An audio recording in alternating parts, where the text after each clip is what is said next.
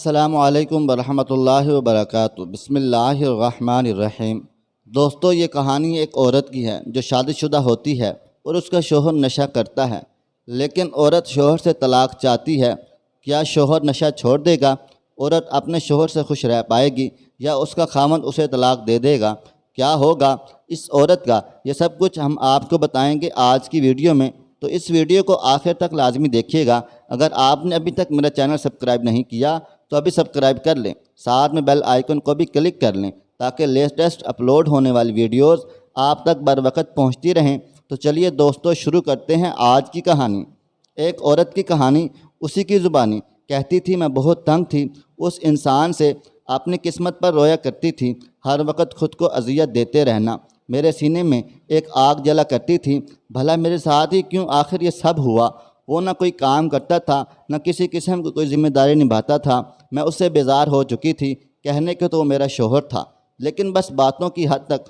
سارا دن بازار میں دوستوں کے ساتھ بیٹھا رہتا، کبھی تاش کھیل رہا ہوتا تو کبھی گپ شپ لگا رہا ہوتا۔ میں اسے جب بھی کوئی کام کرنے کا کہتی تو بس اتنا کہتا، تم کو کھانے کے لیے مل رہا ہے نا، تو پھر کیا تکلیف ہے تم کو؟ میں اسے سمجھاتی، زندگی میں اور بھی بہت سی مصروفیات ہیں، صرف کھانا پینا ہی نہیں۔ ہمارے اب 2 بچے ہو چکے ہیں، یہ کل کو اسکول بھی جائیں گے، ان کے اخراجات ہوں گے، کون کرے گا پورے؟ وہ مسکرانے لگتا، وقت آئے گا دیکھا جائے گا، تم ابھی سے فکر نہ کرو۔ میں اپنے دوستوں کو دیکھتی تھی، ان کے شوہر نئی موٹر سائیکل، کبھی نیا موبائل، کبھی باہر ڈنر کے لیے جا رہے ہوتے تو کبھی گھر میں کوئی پارٹی کر لیتے، اور ایک میں تھی، 2 وقت کی روٹی بھی مشکل سے مل رہی تھی۔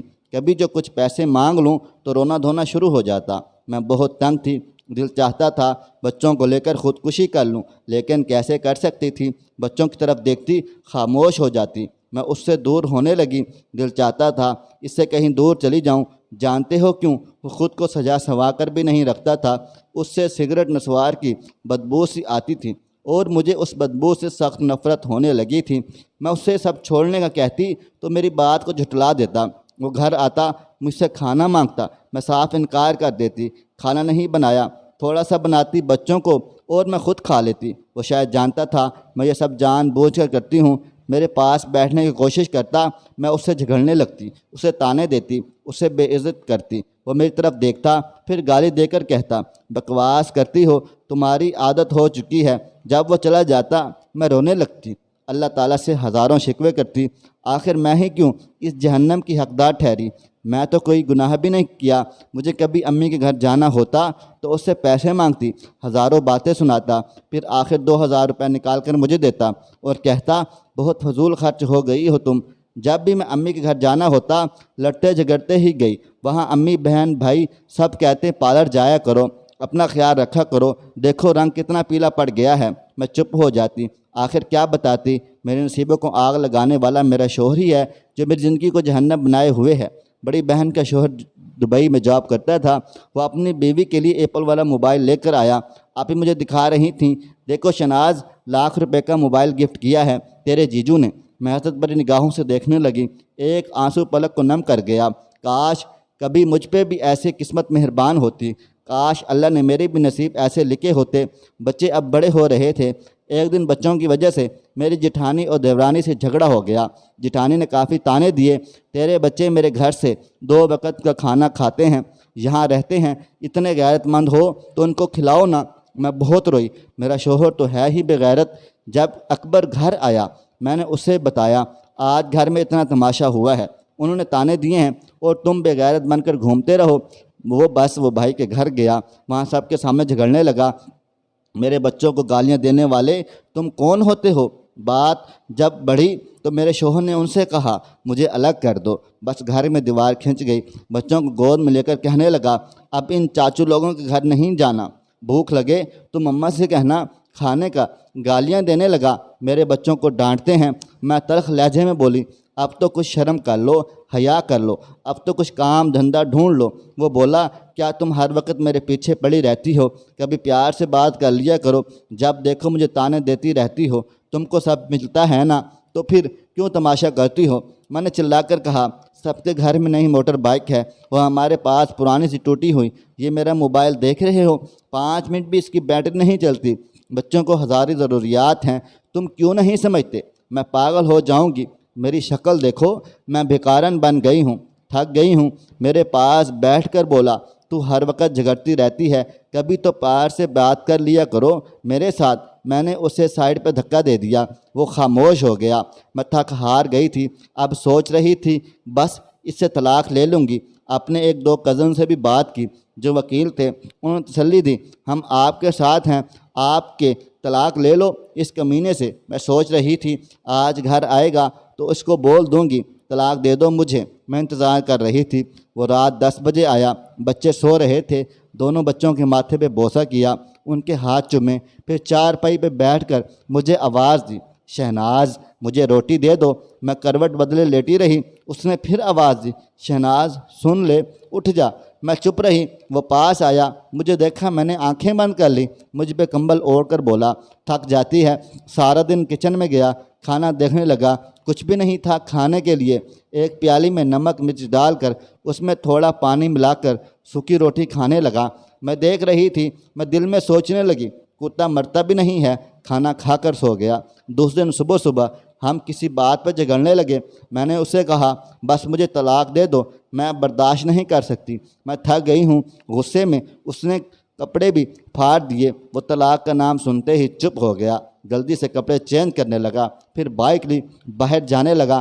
میں نے چلا کر کہا، اللہ کرے تم مر جائے، میری جان تو چھوٹ جائے تم سے۔ وہ بائک باہر کھڑی کر کے کمرے میں گیا، کسی کاپی پہ کچھ لکھا، پھر چلا گیا۔ میں گالیاں دے رہی تھی، رو رو کر تھک گئی، میں اسے بد دعا دے رہی تھی۔ میں نے ارادہ کر لیا اب اس انسان کے ساتھ نہیں رہنا۔ 2-4 گھنٹے گزرے، میں میکے جانے کی تیاری کرنے لگی، بچوں کا ساتھ لیا۔ اتنے میں گلی میں ایک شور سا برپا ہوا، میں روتی جا رہی تھی، ہمارے دروازے پہ دستک ہوئی، میں نے دروازہ کھولا، پورا گاؤں چارپائی اٹھائے میرے دروازے کے سامنے کھڑا تھا۔ میں حیران تھی کیا ہوا ہے۔ اتنے میں ایک لڑکا فون پہ بات کر رہا تھا، یار اکبر کا ایکسیڈنٹ ہوا ہے اور وہ مر گیا ہے۔ یہ سنتے ہی جیسے مجھ پر قیامت آ گری، میں ساکت ہو گئی۔ چارپائی صحن میں رکھی گئی تھی، سب لوگ قبر کھودنے کی باتیں کرنے لگے، کچھ جنازے کا ٹائم دیکھنے لگے۔ مسجد میں اعلان ہونے لگا، اکبر میرے سامنے چارپائی پہ لیٹا ہوا تھا، کون یقین کرے گا وہ مر چکا ہے۔ میں چیخنے چلانے لگی، اکبر اٹھ جا، میں کچھ نہیں مانگتی، مجھے کچھ نہیں چاہیے، میں طلاق کی بات بھی نہیں کرتی۔ میں اس کے پاؤں چومنے لگی، اکبر اٹھ جا میری جان، اٹھ جا، دیکھ دیکھ میں کہیں نہیں جا رہی، مجھے تیرے ساتھ ہی رہنا ہے، میں بھوکھی پیاسی رہ لوں گی، مجھے یوں چھوڑ کر نہ جا، میں کھانا بنا کر لاتی ہوں، بھوک لگی ہے نا تم کو۔ لیکن اب بہت دیر ہو چکی تھی، وہ مجھے چھوڑ کر جا چکا تھا۔ میں چیختی رہی، چلاتی رہی، لیکن وہ منو مٹی تلے جا سویا۔ اس کے جانے کے بعد مجھے دنیا کے رنگ نظر آنے لگے، مجھے رشتے بدلتے دکھائی دینے لگے، پھر جو اپنے تھے وہ سب منہ موڑنے لگے، مجھ پر دنیا نظریں کسنے لگی، بچے بابا ڈھونڈنے لگے۔ اب کون ان کا نیند میں آ کر ماتھا چومے گا، کون مجھے آواز دے گا، کون میرے تلخ لہجے برداشت کرے گا۔ مجھ سے مکان چھین لیا گیا، جو حصہ بنتا تھا وہ بھی نہ دیا۔ میں اکبر کے بعد در بدر کی ٹھوکریں کھانے لگیں۔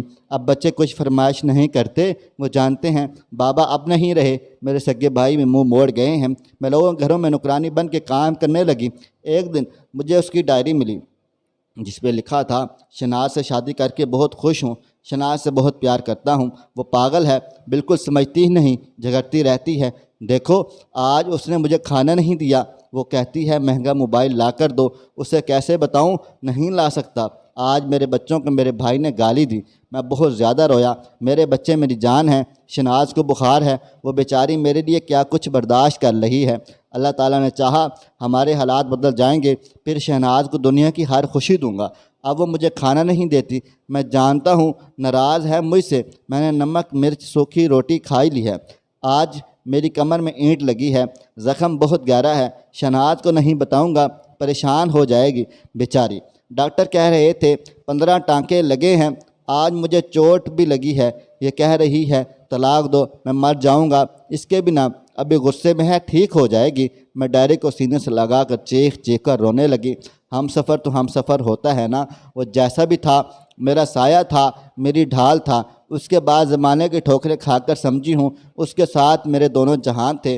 تھک ہار کر گھر آتی ہوں، اب ٹوٹ چکی ہوں، میں بچوں کی خاطر زندہ ہوں، ورنہ کب کی ختم ہو جاتی۔ میں خود کو اذیت دیتی ہوں، کیوں جھگڑتی تھی میں اس کے ساتھ، کیوں اس کو ستاتی تھی، کیوں میں لوگوں کو دیکھ کر بڑے بڑے خواب دیکھتی تھی، وہ میرے ساتھ ہوتا تو شہزادی سی زندگی گزار رہی ہوتی۔ کیا میں بخشی جاؤں گی؟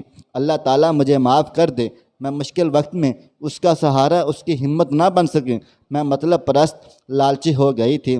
اب تو لوگ اکثر میری مدد کرنے کو آتے ہیں، ساتھ میں جسم کی بات کرتے ہیں۔